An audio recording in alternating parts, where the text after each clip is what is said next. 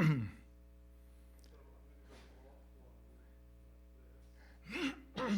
me.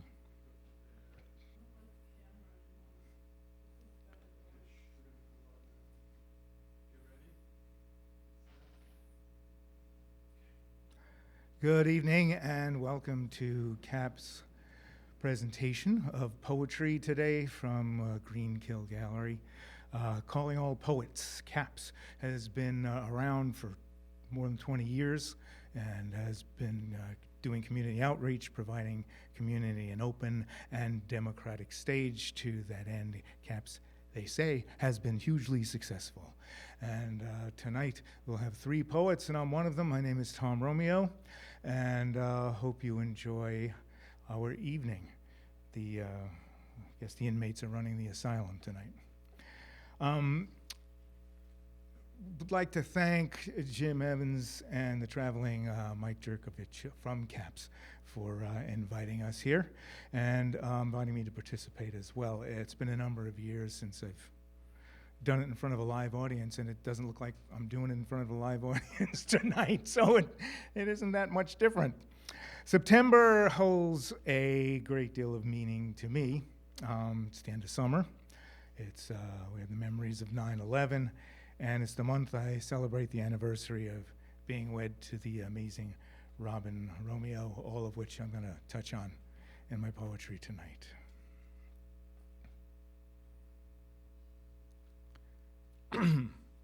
Spalding. I heard the satisfying thwack when the Spalding hit the broom handle. It flew a long, high arc toward the Quas's roof. If it bounced and landed in the street, it was an automatic double. With the bases loaded, that meant 2 runs in the game. If it landed in the gutter, we wouldn't see it again till late fall when Mr. Quas would toss it to the ground with all the others, faded, rotted, and useless as clumps of wet leaves. Please bounce, please bounce, please bounce. Because if it didn't bounce, it was an out, and we lose. End of game, no do-overs, touch black, now you can't take it back. It meant 75 cents and a mile bike ride to the candy store, 3/4 of a mile if you cut through the path between the 2 houses that backed up to ours and took Surrey to Aberdeen, Aberdeen to Kent, and then Kent to Hillside. Joe screamed, "I told you we should have gotten a Penzy Pinky." Nobody paid attention to him. All eyes followed that ball's trajectory. But I knew he was right. The Pinky only cost 35 cents, which left some money over to get some pixie sticks, nickel nips, or a wax whistle. If it landed in the gutter, no great loss. Economically, it was the smart move. But the pathetic plunk it made, even when you hit the sweet spot, just wouldn't cut it. Sure, it was okay for monkey in the middle or hit the stick or even curveball in a pinch, but it was not good enough for the last game of this season. The Pinky's slick, smooth service just couldn't compare to the rough, substantial feel of a Spalding in your hand. A Spalding sailed when you threw it, flew when you hit it, stuck when you caught it. It was worth a week's allowance. So, over Joe's objections, that's what we bought. That summer had been long and glorious. Carefree weeks of playing ring alivio, hide and seek, flashlight tag, long after the night was lit only by a couple of street lamps and the blinking tail ends of what seemed like thousands of lightning bugs. In June, our 8 years together at elementary school ended. 9 for me, Joe, and Kenny, if you counted kindergarten. On Monday, we'd start high school, start our not-yet lives that had been waiting patiently for summer to end, for childhood to end. And so on this hot Saturday afternoon of 12 innings, the last 3 of them ties, we put our hopes on a rubber ball flying through a suburban sky toward an unknown fate. We put all our hopes on where and how that Spalding would land. Please bounce, please bounce, please bounce.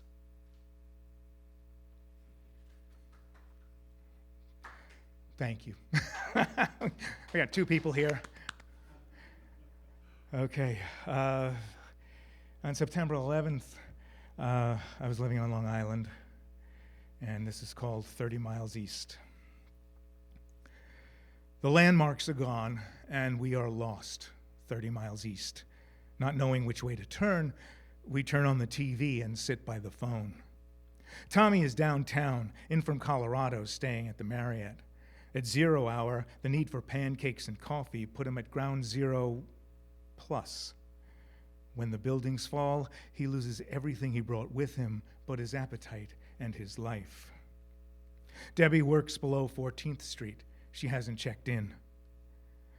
She can't be reached at the office. We dial her cell phone over and over. Your call cannot be completed. All circuits are busy. Finally, a call from a friend's apartment. She'd walked 80 blocks north in high heels. Safe, if sore. I have to pick up my eldest, Sarah, from work, but my youngest, Dan, won't leave the house. I'll be okay, they say. I want to stay home, they plead. Please, let me stay home. I wait alone in a parking lot for Sarah. The scream of a jet pierces the silent sky. My heart races. Can't be, I think. All the planes are supposed to be grounded. I look up and see an F-16 streak by. My phone rings. I hear a plane, Dan screams. It's all right, I say. It's one of ours, I say, trying to comfort them with a line stolen from an old World War II movie. We are lucky. Many are not. Huntington Station, Green Lawn Station, cars in parking lots waiting for commuters who won't be coming home. Around the country, people react to the news like new parents frantically counting fingers and toes, checking, are we all here? Are we all safe? Asking, what will this newborn world bring us? 30 miles east, landmarks gone, lost.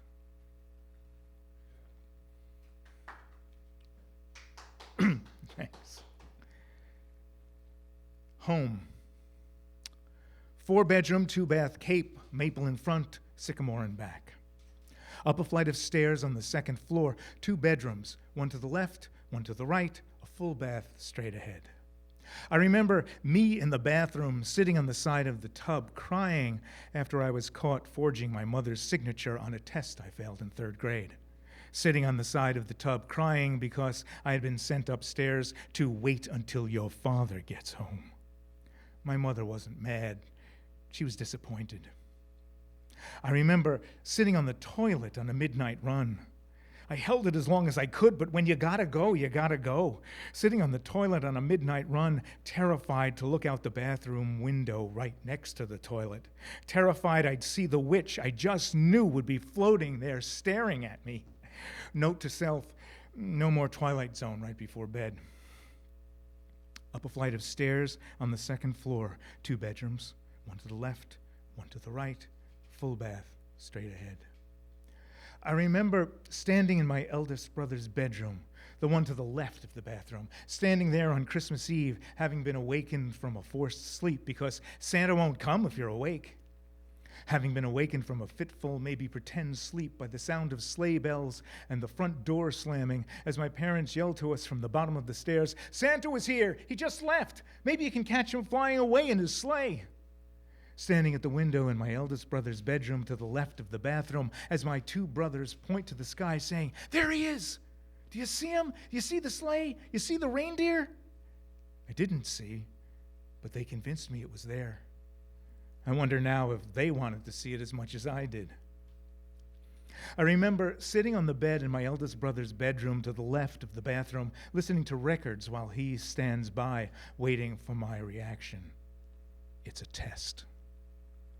Sitting on the bed in my eldest brother's bedroom to the left of the bathroom, listening to records by Firesign Theater, while he stands by, watching my mind being corrupted by psychedelic silliness, shaping my future more than he could have ever imagined at the time, introducing me to my first and only mind-altering drug, to my lifelong drug of choice, a demented sense of humor. I fall off the bed laughing at the sound effect of someone knocking on a door made of oleomargarine. I passed the test.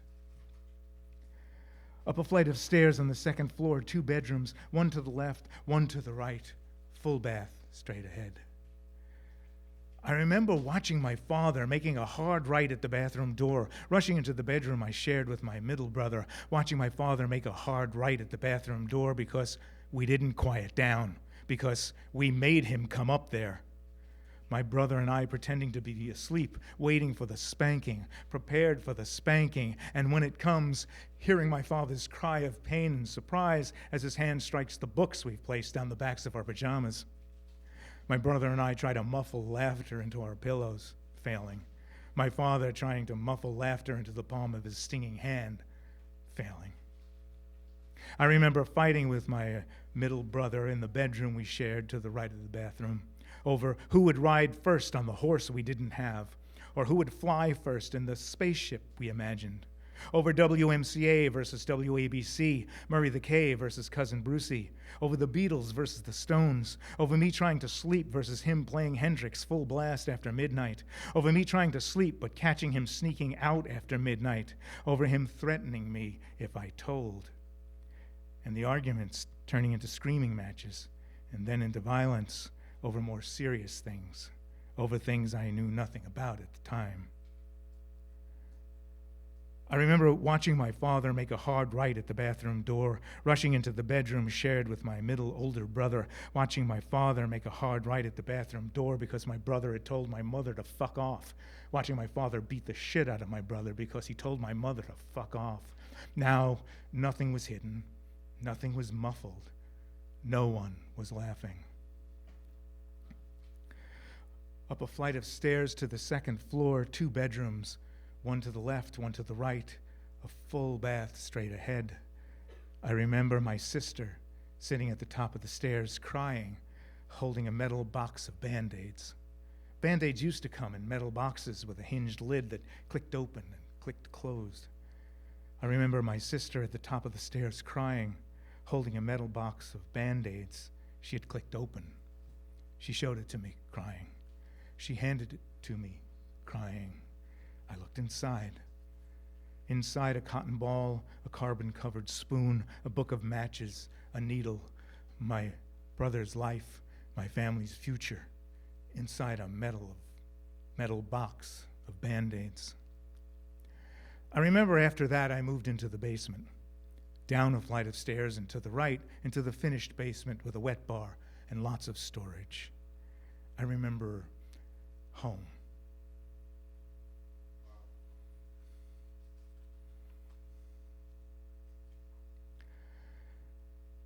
My anniversary with Robin and Romeo was September 3rd.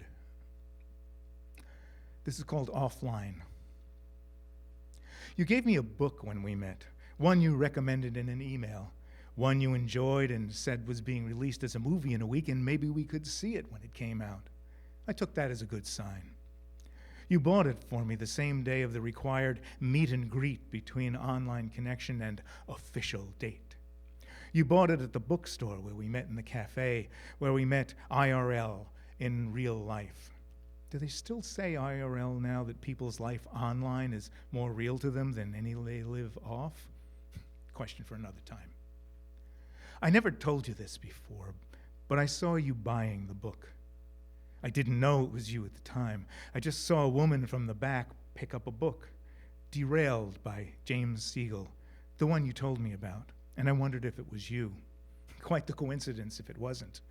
Then I worried if maybe it wasn't such a good sign. Derailed before we even met? As it turns out, I had nothing to worry about. You say when you first saw me, I was wearing a cape. I wasn't. Though after more than a decade, you still don't believe me. You say you were captivated by the man in that cape, so I'll let it go. For me, it was squirrel milk and yeah. After introducing ourselves and settling into an awkward seating arrangement, the last 2 seats in the cafe, you in a stool and me in a chair, though it never felt as if you were looking down on me, I asked what you wanted in your coffee. You said, milk. I said, I checked, and all I had was squirrel milk. I don't know why I said it, but I did. And without missing a beat, you said, I wonder how they get the milk from the squirrel. We bantered back and forth about the logistics of milking squirrels. We talked about it for a while, probably longer than anyone should, until you declared that squirrel milk just wouldn't cut it. I asked if black would be okay, and you smiled and said, yeah, just like that. You looked me right in the eyes and let out a breathy, yeah, and suddenly I couldn't catch my breath. So I caught yours, and that was it. I have no idea what we talked about over tea and black coffee. Obviously, this was years before you gave me the ultimatum of drinking coffee or getting a dog, but that's a story for another time. But when we were through having met and greeted and fallen in love, I asked, may I call you? And you answered, I will be awaiting it with great anticipation. And you did, and I did, and here we are. Still looking for that cape in the closet. Still trying to figure out how to milk a squirrel. Still in love? Yeah. Thanks.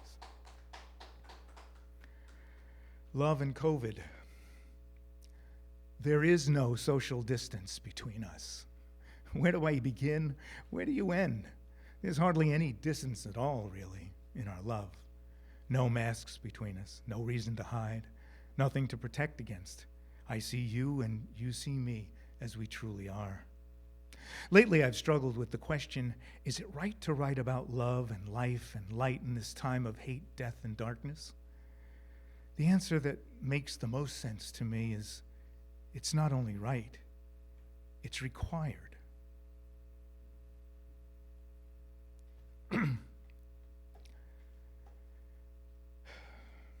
Thank you. We said thank you. He told us you had cancer, and we said thank you.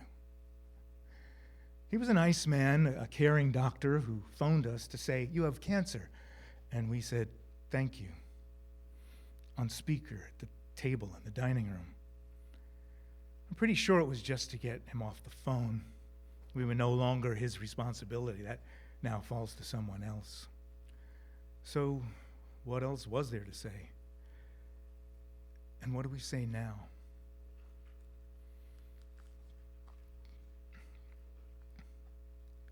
Hospital.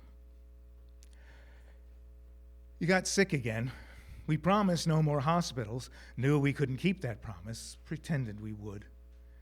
Ambulance and lobby and elevators and ER and ICU and ping ping pings and beep beep beeps. We share smirks at sing-song and fantasizing nurse voices asking the same questions. Funny how they require answers from you, but have none for us. Do I answer for you too much? Am I supposed to let you answer for yourself? What if you forget something important? Am I to consider your pride or safety? Self-conscious mansplaining be damned. I err on the side of safety. And now masks and vax cards and strict visiting hours and fear of COVID all added to that of MRSA, sepsis, monkeypox, and bed sores. And will this be the time you don't make it out? You love the attention. You don't deny it. You gift your smile to the EMTs, the ER nurses, the interns, the techs, at least for the first hour or so. This will pinch a little, they say, looking for your evasive veins again and again. You poor, sweet, patient pincushion. I tell them you have a high tolerance for pain, but a low tolerance for discomfort. They all laugh, but only a few get it. Those become your favorites. But you hate the wait.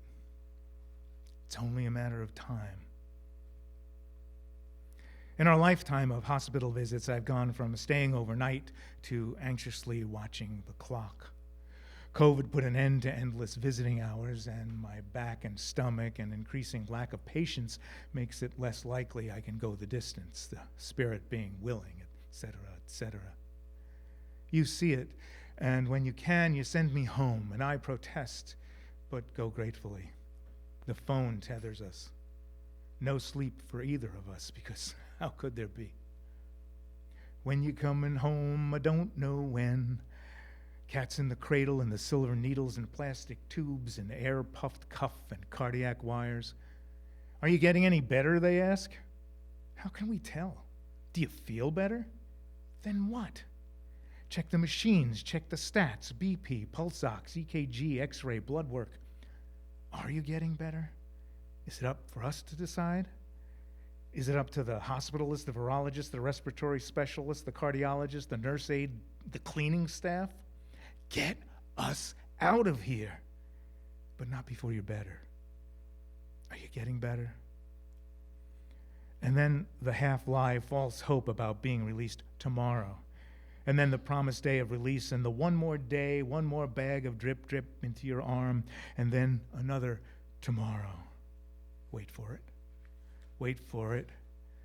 The doc, okay, got to file my report, busy with other patients after lunch, one more test, the paperwork, waiting for the word, waiting for transport, getting the car, carrying all the stuff we brought in to make you more comfortable, as if comfort was possible. The wheeled escape out the door. And home again, jiggity jig, to another nudge nudge, wink wink, familiar promise of no more hospitals.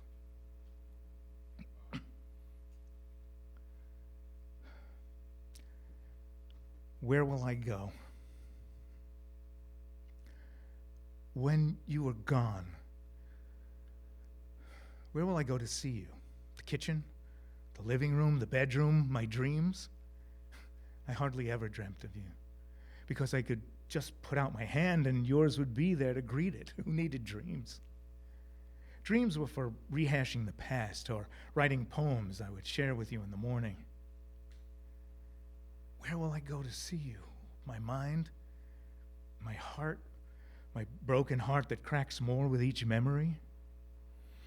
There's still some time and maybe hope and a hand to meet mine. Still that sweet slumber smile laying next to me. But when all that is gone, when you are gone, when the house is empty, the bed is empty, my hand is empty, my heart is empty, where will I go to see you?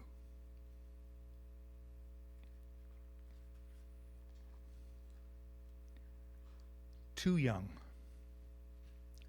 We are too young to be the topic of the tales I tell of old couples living endgame, aren't we? Younger than springtime, as the song says, but here we are, thrust into free fall, drain of color, brittle brown before our time, you'd think. But when it's your time, and it's ours, it seems. You're too young to have an old wife, you say. You're too young for staggering steps and deathly diagnoses, I think, and keep to myself. But when you're in pain and your body is weighed down by a gravity you have no strength to resist, when it shows every indignity, reveals your mortality, it cannot be denied. Because that's what age is, isn't it? Mortality revealed. I feel ancient watching your suffering. Do all I can to relieve it.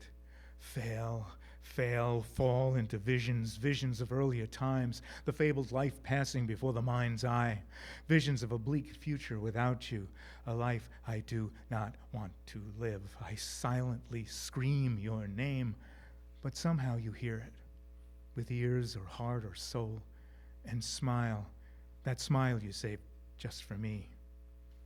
Then pain and age, past and future disappear, leaving only you, the one I love, the love I see when I close my eyes, the eternally beautiful, eternally young, eternally now, ageless you.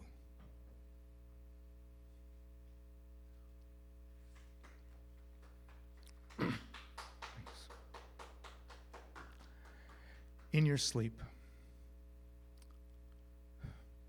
Sometimes when I wake up in the middle of the night, I stare at you. I hope that doesn't sound too creepy. You see, you smile in your sleep, a beautiful, peaceful smile, and I just can't look away. Sometimes you wake up and catch me staring. Then your smile widens to a grin, and you say in a slumber-sweetened whisper, "You're loving me, aren't you?" Yes.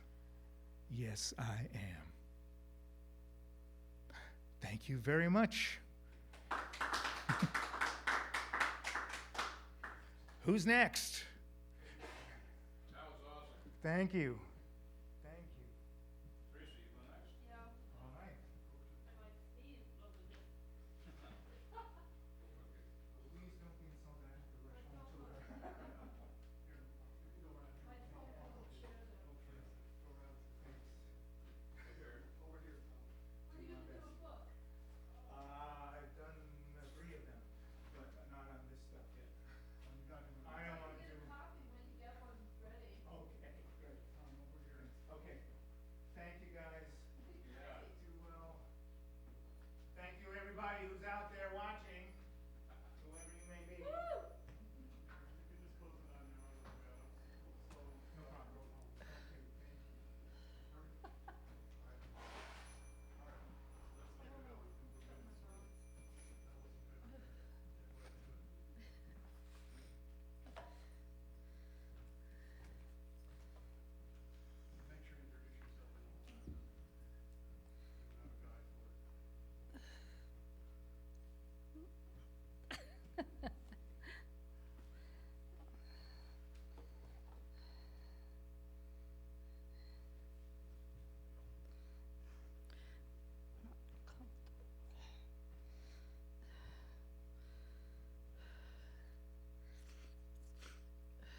it. Make sure you introduce yourself in all time. You don't have a guy for it. Testing 1, 2.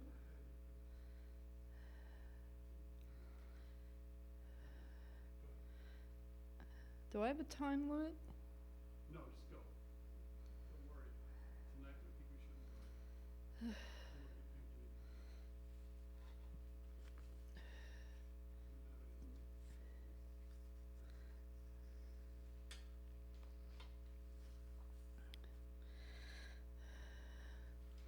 can start. What? Start. Go? Yes. Start? Hi, I'm Teresa Costa, and I hate bios, so I'm not going to say much about a bio. I'm going to start off with a poem by Dominique Lowell, who I understand passed away several years ago. I did not know that. It's called Women Are Hungry by Dominique Lowell. Women are hungry. They be hoes.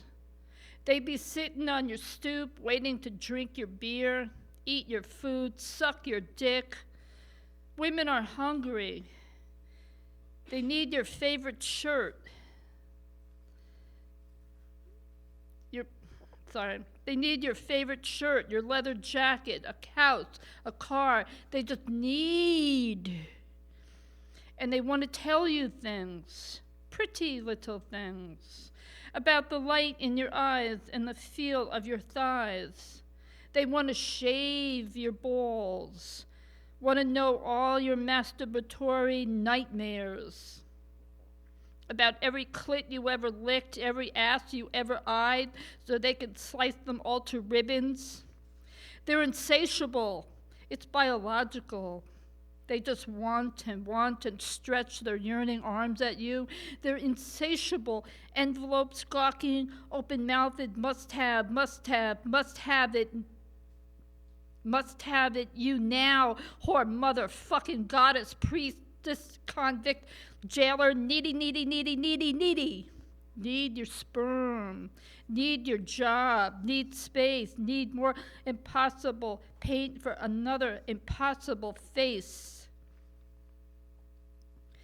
Black and purpled eyes and concrete sharpened nails, puffy crimson lips, the beaten look, that's it, already been hit. Well, feed me beer and cigarettes and dead idols who make me feel like I might have a reason to die too.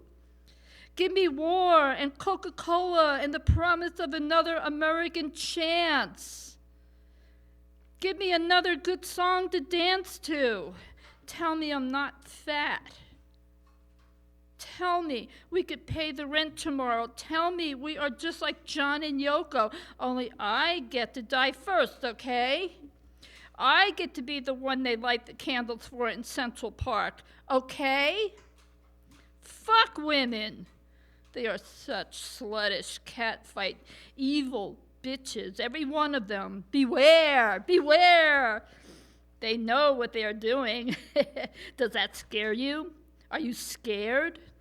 Women are hungry for balance. I've been called a whore so many times, I guess I am one. And it's not you personally. I want anything out of it's the world. The world owes me big time. The world leaves me hungry.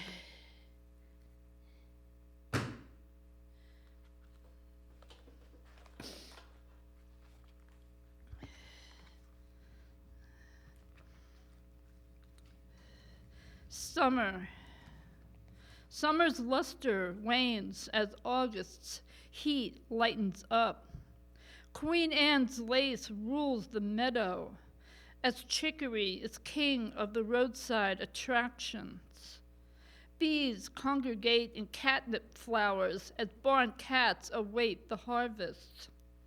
Baby hummingbirds gear up for September's song. Baby hummingbirds gear up for September's long-awaited journey. Yellow jackets and ants fight over nectar.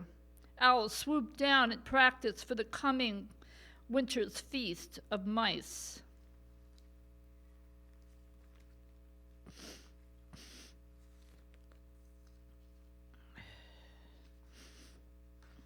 True Indian summer.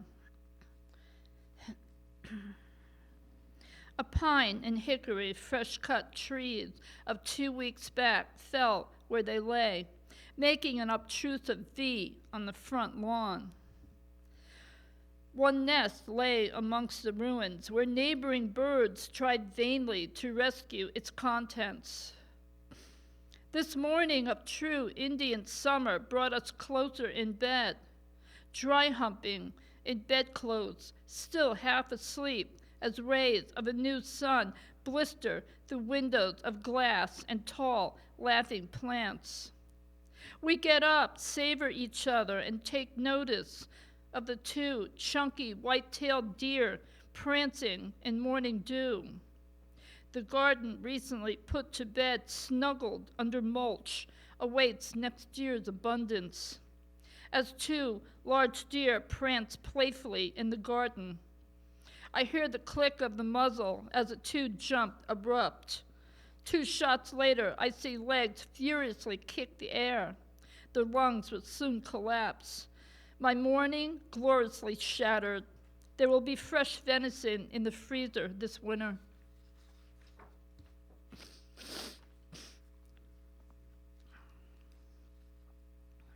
Tomorrow's forecast.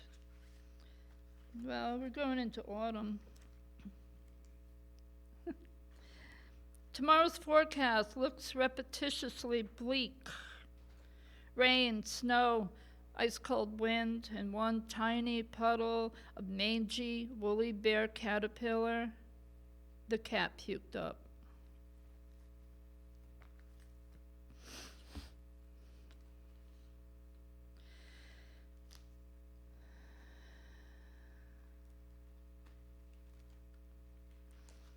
For those of you that remember Maurice Salvatore Parisi, it's called For You. This is for him. The geese quack for you. The soil turns. The sky blue, oftentimes gray. The sun, tad bit in strength, shines. The whippoorwills sing, and a great moans in search of you. A whole leaf crashes the ground. An acorn stops mid-air. Running water smiles upon you. Fate turned her cheek. We mourned for you. The Hudson River opened her waves. We await you as you await us within the earth's tremble.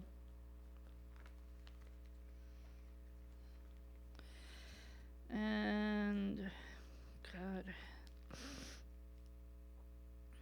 Two Hawks was written for friends of mine that got married some years back, Lisa and Don. Then they split up. And just recently, Don Yaculo passed on. It was a shock. So I read Two Hawks once more. It's more of a spring poem, but it's now for Don, in memory of Don Yaculo. Two hawks headed southbound without plane or train tickets, ignoring east and west, heading for the spring fling thing.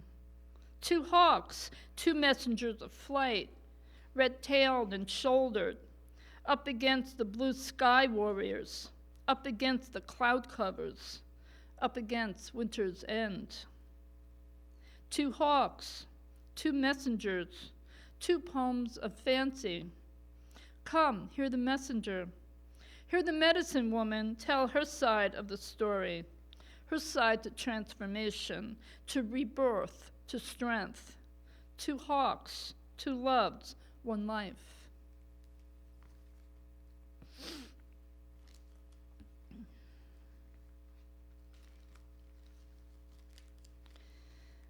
Either Or was written for Dan Proper, the late Dan Proper, and the late Una Dame. We are one in the other, and the other as one. We are sold recycled, or are we? As when a tree bends low to have words with earth, mirth. Or the rain pelting earth only bounding back into a bulging sky, thunder on rye. Or the fire speaking harsh to water, and we are souls recycled, and the pebble which rolls across the road to cuddle with rock and lock. Leaves brown, gold, red, gather in piles, growing old, mold, turning brown and back to earth, rebirth, rebirth, as one, as one. The sun singing retro jazz, bebop and moon goddess. Scientology confers with astrology. Cat mating dog to crossbreed. We are one in the other, and the other is one. Seeds planted, grown, picked, sniffed, and eaten, repeated, repeated. Spirit speaks and howls, gushing, harsh gales, sweet breezes. Or the tinkling sounds of an orange as its skin is peeled naked to refresh life, strife. When the body lies still, a heart stops, its soul vibrates, rises into the cosmos, and a piece of them left behind endures the continuation of that being. We are one in the other, and the other as one.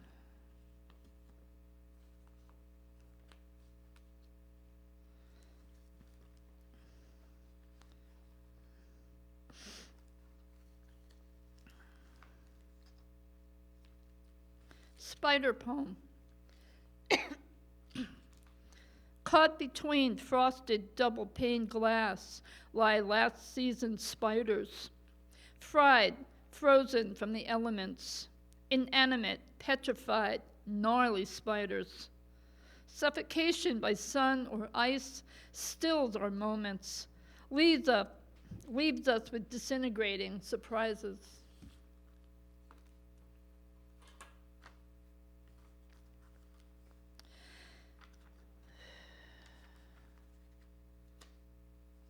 The Owl poem. This is on request from my husband, Richard Comerford.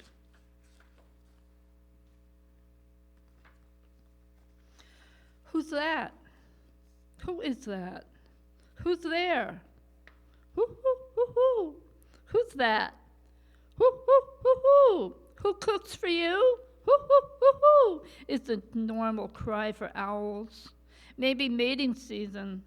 They forget who is who. Whoo, whoo, a regular hootenanny in the midst of nowhere land.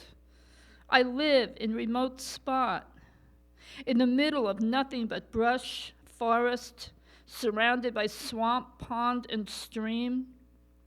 Late summer brings coyote pups in practice. Fox, egret, mink, muskrat, deer, panther, and bear join in, if not by sound, the mere essence of presence felt in thundering footsteps. Hoo-hoo! Light footfalls fall behind, lag in sight. Pileated woodpecker soaring overhead. Watch it, he almost missed you. Aha, missed me. Missed you too. Hoo-hoo-hoo-hoo! Who is that? What? Who's there? Who is that? Hoo-hoo-hoo-hoo! Owls calling out to whomever. Won't matter, don't matter. Early spring brings bobtail kits prancing in late winter snow, chasing imaginary beings, chasing anything. Chased me once, thrice around the metal box. Hawks and turkey vultures, they're back. Every last one back and can't count. Hoo-hoo-hoo-hoo! Who is that? Who is that? Is the one who cooks for you. Hoo-hoo-hoo-hoo! I know who cooks for me. So who cooks for you? Hoo-hoo-hoo-hoo!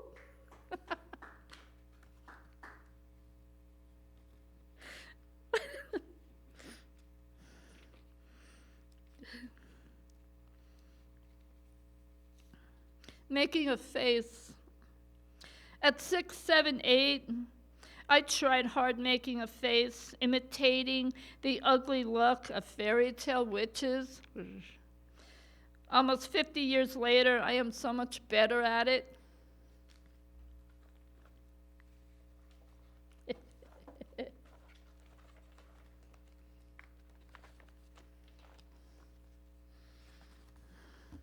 Paranoid. A sky scorched of fear. White lines ever so slowly spread out. Jet trails, chemtrails, crisscross, obliterating oxygen, eating up what we breathe. Asthma, COPD, cancer, all exist within this madness that rains down. Look to the skies, it's blotting out.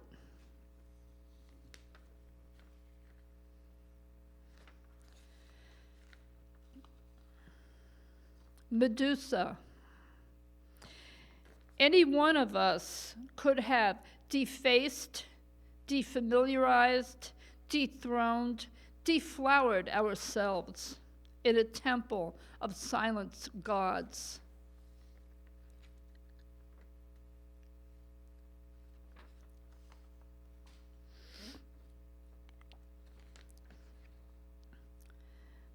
When you capsize the ship of fools, did the ocean laugh, cry, or dry up?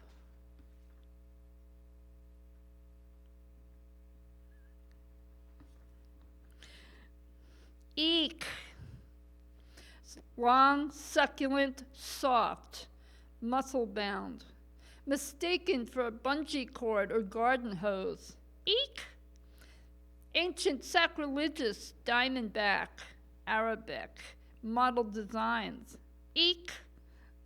Long, sleek, eek, snake.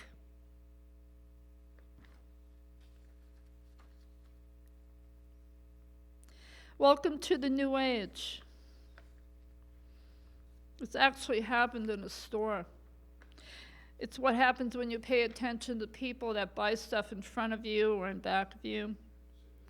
6 pounds of organic potatoes, 4 red onions, 25 pounds of organic carrots, 2 gallons of bleach, 4 boxes of organic green tea, 2 cases distilled water, 1 vegetable juicer, 6 gallons ammonia,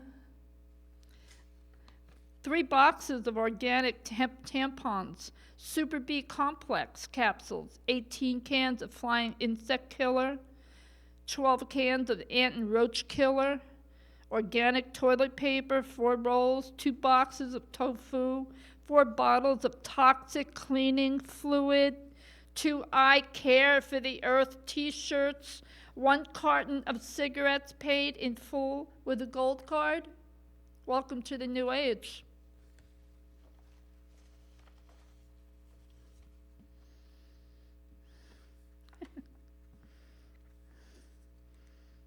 Life in the woods.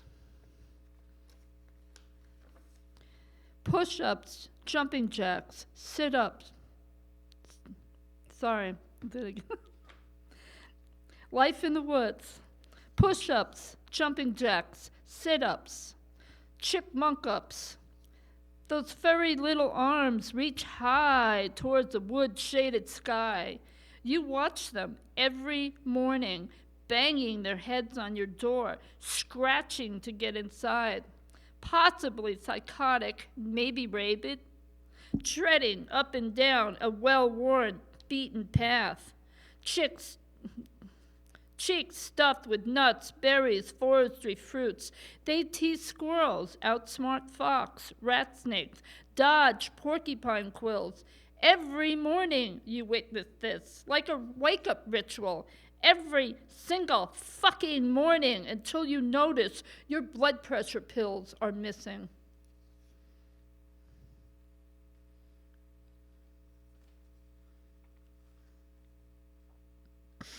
It's one I hardly ever read. Somebody got on my case telling me I was being sacrilegious or something. Mary, Mary, Mary. Mary Virgin, seduced.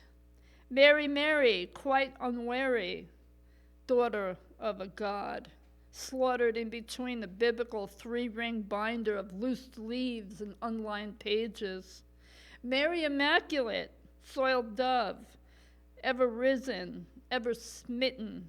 Oh, Mary, Mary, Mary, you in manger pumping blood, changing diapers, paintbrush and pant, palette of blue, creature comfort surrounded of sand fleas, and 3 wizened geezers. 1 too many for Mary. Mary saves the day, saved of sin. Mary on a cloud. Mary in space. Mary giving birth. She wished for twins.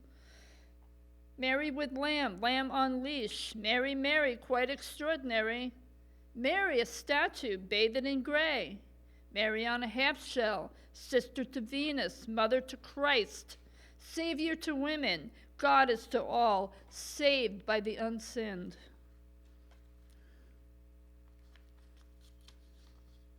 A couple more.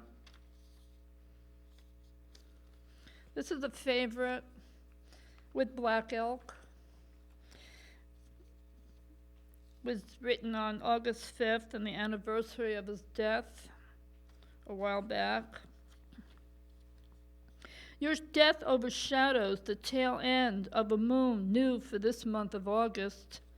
62 years passed and 5 before my incarnated birth. We were classmates and teachers in that last single dimension, as our souls made one last decision. You stayed behind, enjoying life without pain, without feeling, without affliction. I kept on moving through the stages, got reborn, reincarnated to a new world of pain and feeling. Only my world is now without the headdress of turkey feathers.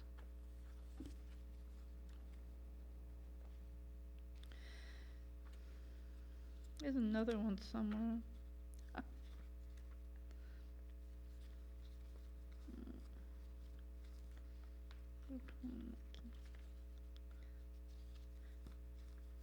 There's page numbers on here. You think I'm paying attention to that? This is funny. No, where are you? I'm going to end with climatic orgasm. Up against a hot desert sun, you dance to your god, your goddess, prancing in overheated darkness, delving into unseen light, tunnels dug deep, underground caves. Down there you glide forthcoming into its mouth. Hot, damp, footless you creep along the edge of the sun. Heated planet in wake of emptiness. Under a blanket of snow, you curl up and freeze within moments, dropping below its temperatures. Snowflakes grasp your presence. Blue flames frame upon you here under the wet rain and soaking, sitting in the wind, dampened by spirits amiss, wiping the dark from your face, shining the light from what's within you, from what's beside you, from whatever is that is inside you. Thank you. I'd like to thank Mike Jakovic and the CAPS crew and David Schell at Greenkill Gallery for the reading. I believe the next poet up is Richard Comerford.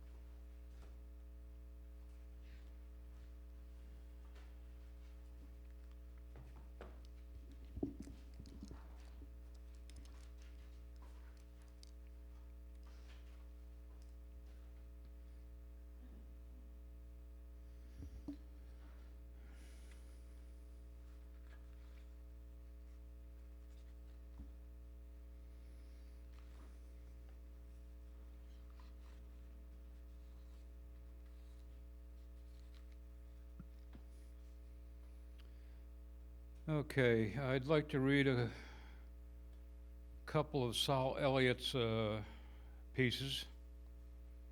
He had Mambacus Mountain School of Poetry up in Sampsonville. He died a few years ago. He was a good friend of ours.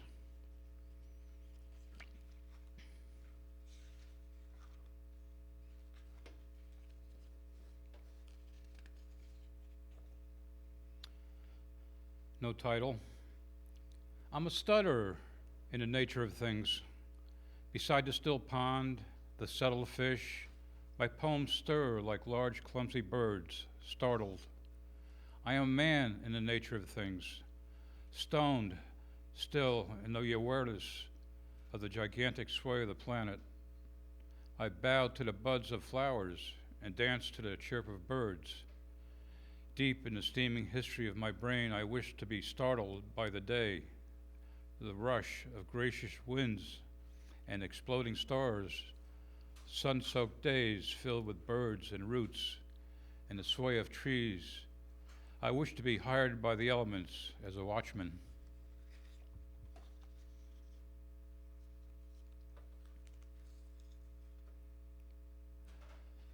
We shy animals have forgotten our tales, those moments we swung from trees, those underwater moments, and the rain, and to kiss the earth and feel her throb.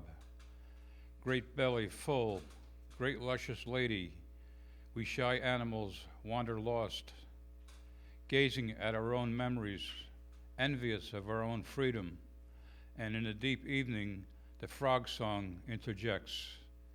Come on, fair ones, you are the two legs, you are the running beasts, come into communion with us.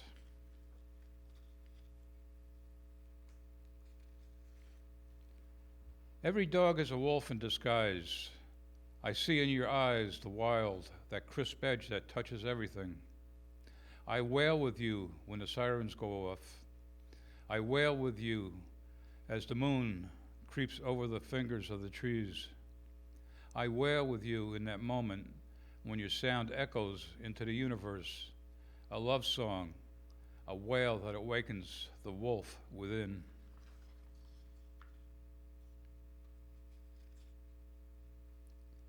All of existence is sperm to the egg, parts to the whole, motion, vibrant, eternal, ocean wave, saline, froth, liquid life. 98% of us, we're floating in the ocean of ourselves.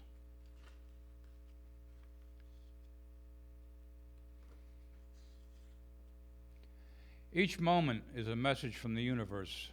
Here, the snow gives itself, surrendering to its sister wind, whirling, the universal dance. It says, "You, the chosen of the universe, the lovers of my Mother Earth, I give you the blanket of silence to wrap your soul in peace."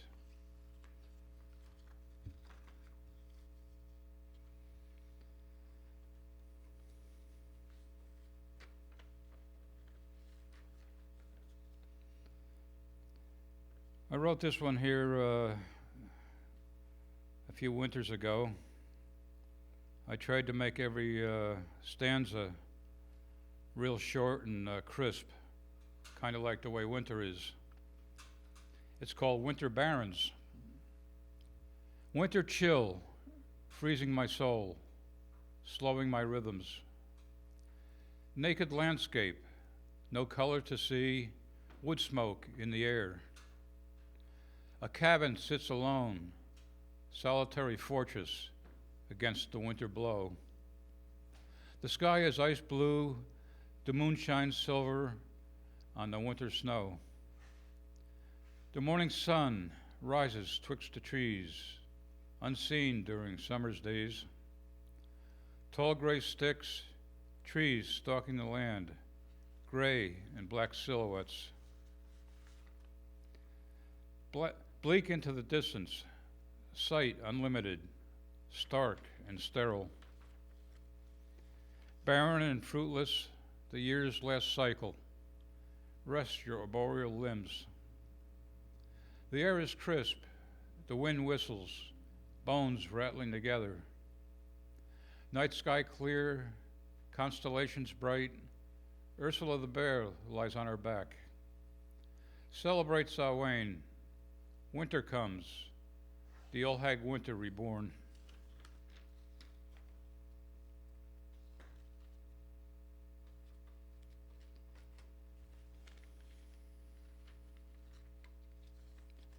And this one here is a complete opposite of the last poem, for sure. It's called The Little Butterfly Girl. I come before you to tell the story of a little butterfly girl. It wasn't so very long ago, and most of you probably know, there's a land far away that knows no winter, where summer holds sway. Upon one morn, a little butterfly was born, yellow and black and orange hue, graceful, flitting above the dew. She traveled north as summer came forth, traveling many miles to be with me, stopping here and there for all to see. Fly about as you will, I said. From year to year, I will love you still. You calm my heart and ease my soul. You are a harbinger of summer, enjoyed by young and old. Then one day she came to me with the falling of leaves, a sunny day, windy, and all a swirl. Alighting gracefully upon my hand, I looked at her as she began to sing. It was a song of woe and fear. She must leave me now. Winter was drawing near. Summer is over, she said, and I fly south to another lover. But I will return again when I can, and we will be lovers once again.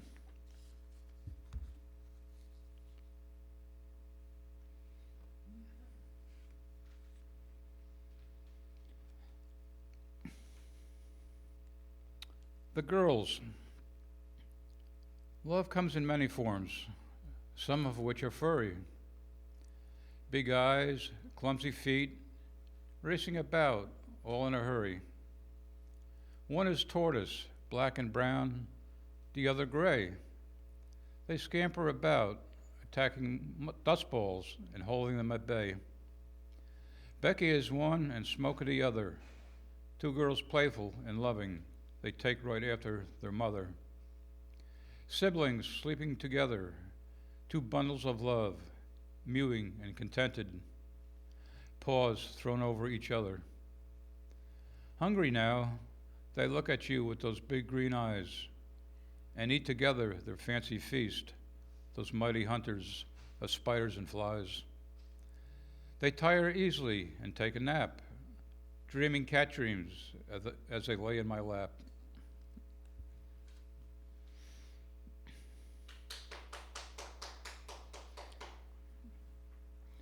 They lived in a small little town.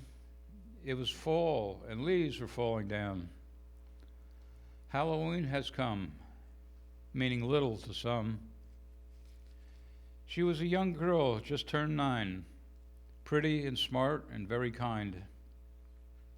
Mama said, "Go look for your dog before you go to bed."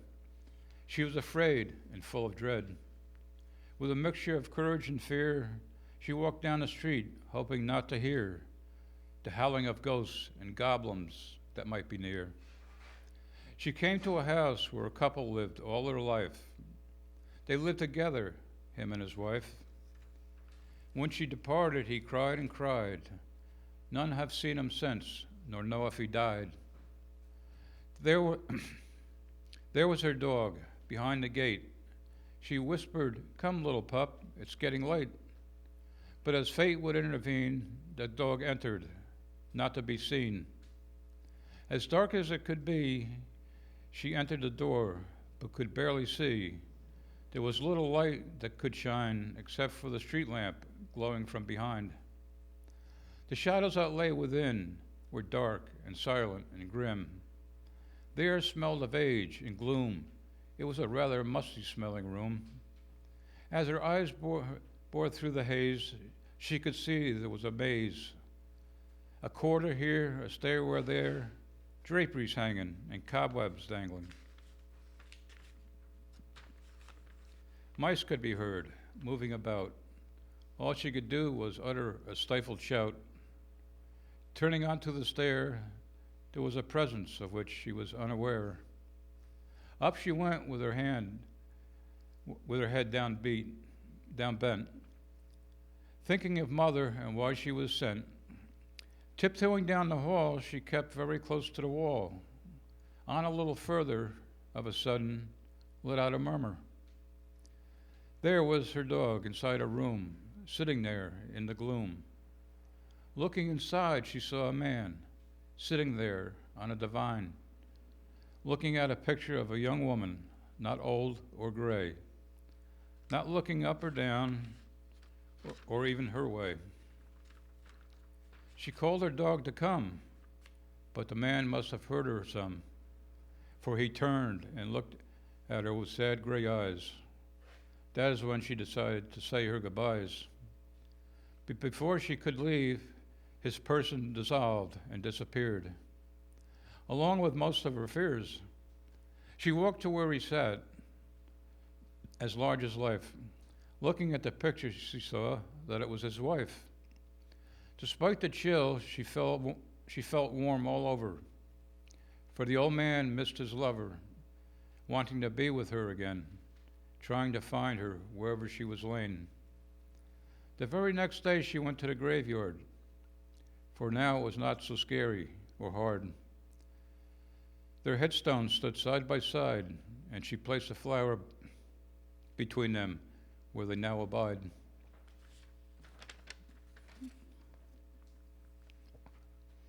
What?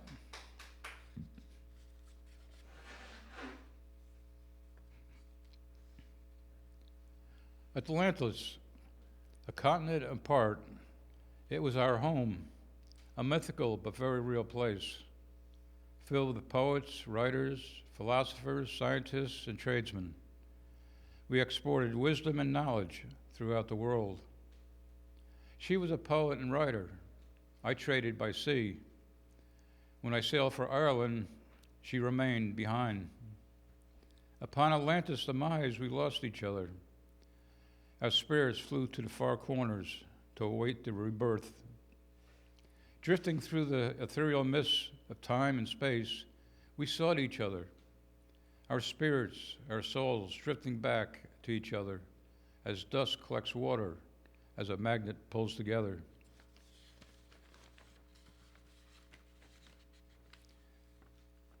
We knew we were lovers from a distant past, for we are creatures of the universe. Death no longer has a fascination for us, no more than the seedling has for the mold and humus of dead things around it. We know we will separate once more, but we also know we will come together again, completing that universal cycle to which we all belong.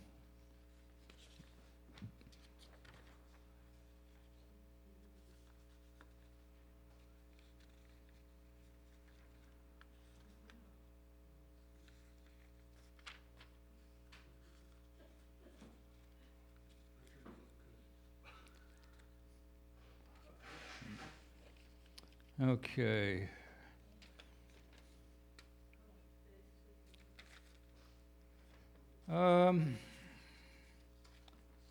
I guess this is one of my signature poems. It's called the Beer Poem. I was sitting there drinking my beer, and she walked with a friend very near. She was slim, and he like a bear, and I sat and drank my beer. She sat next to me, and he to her, and I sat and drank my beer.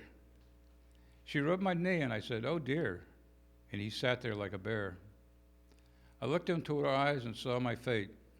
He said naught, and I drank my beer. She leaned near and whispered in my ear, "Come home and drink my beer." Now it is not clear when we fell in love, but I drank and finished my beer.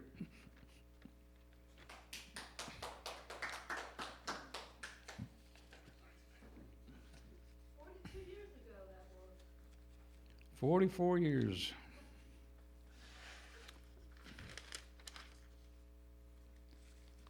Oh-de-do-de-do.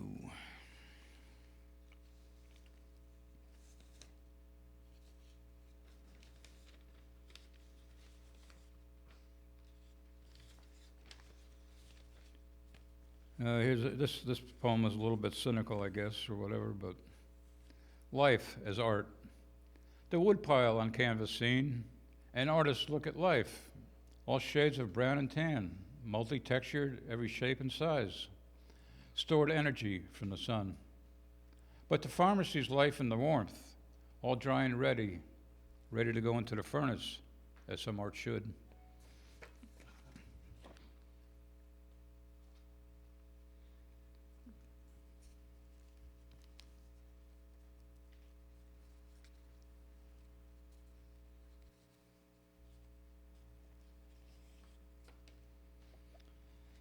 And I'd like to read this poem by Edmund Vance Cook, 1866 to 1932. Did you tackle that trouble that came your way with a resolute heart and cheerful? Or hide your face from the light of day with a craven soul and fearful?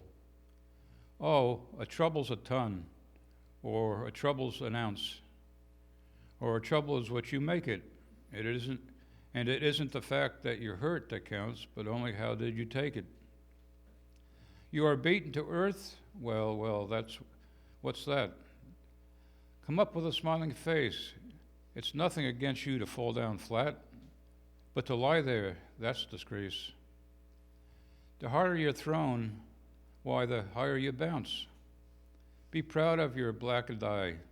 It isn't the fact that you're licked that counts. It's how did you fight and why. And though you be done to death, what then? If you battle the best you could, if you played your part in the world of men, why, the critic will call it good. Death comes with a crawl or it comes with a pounce. And whether he's slow or spry, it isn't the fact that you're dead that counts, but only how did you die. Excuse me, but only how did you die? And I think for the last poem,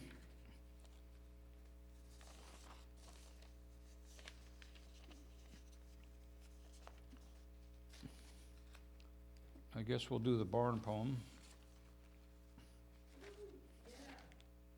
Okay.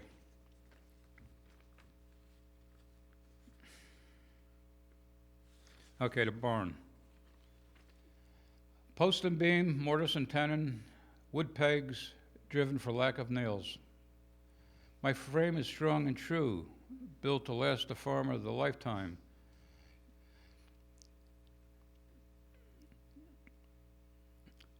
Used generation through generation. I convey something strong, steady, enduring, something to last forever, a symbol of hope and prosperity. But I am lonely now. All my children are gone. My only tenants are field mice living in my walls, the woodchuck beneath my floor, and the bats in my rafters. It wasn't always this way. I was quite useful, an important part of life on a farm. Livestock sheltered in me. Grain was threshed into my center aisle, cows milked in my milking parlor, and hay stored in my loft for winter use. Life revolved around me, for I was invaluable to a working farm, be it a Dutch style or English barn or just a large shed. I housed the chickens, the ducks, horses, and pigs, all critters that made a homestead viable. The smell of animals and the warm smell of fresh cut hay, the smell of grain and leather harness are gone now. I stand alone, no longer useful, but for the storage of an old car, an occasional playground for neighborhood youth, or a young couple may find a haymow a sensual venue for first love that forever will excite at the smell of cut hay. Now my roof is sagging from years of pelting rain, and my siding weathered and gray, and I am just a scenic view from the highway with a hex hanging at my gable. Look at me as you pass and sense the inherent strength and see the beauty of its style, standing forlorn, a ghost of its former self, but with a dignity no one can deny. It beckons, come, bring this farm, this lifestyle, back to life. I am ready for service once more. I am waiting patiently for you to come and make me useful once again. I'm going to end with that one. Thank you.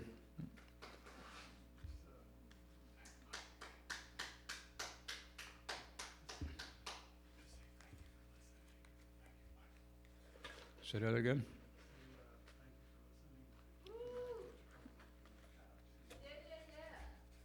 I want to say thank you for CAPS group having me here. Wish you all a good evening.